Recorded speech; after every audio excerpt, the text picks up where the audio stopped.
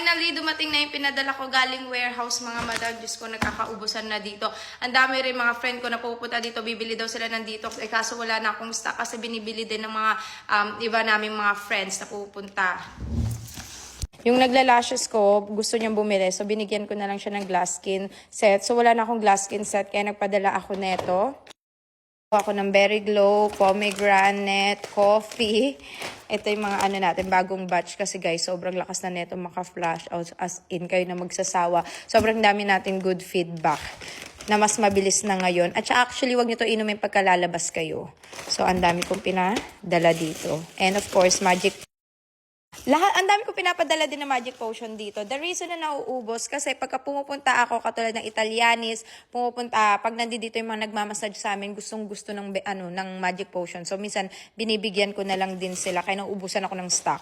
Ibigyan ko rin kasi mga angels ko ng Glutafit. Alam niyo ba nandun kami sa Cebu?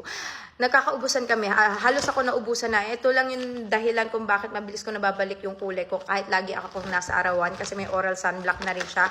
So nagpadala ako ng 20 pieces dito. So bibigyan ako sila ng tigi isa-isa. Ay lalo na sa ate Maricel at saka sa ate Weng.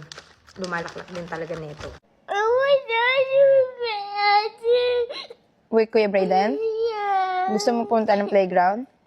You wanna go to playground? I want to come in the playground. Come in the playground.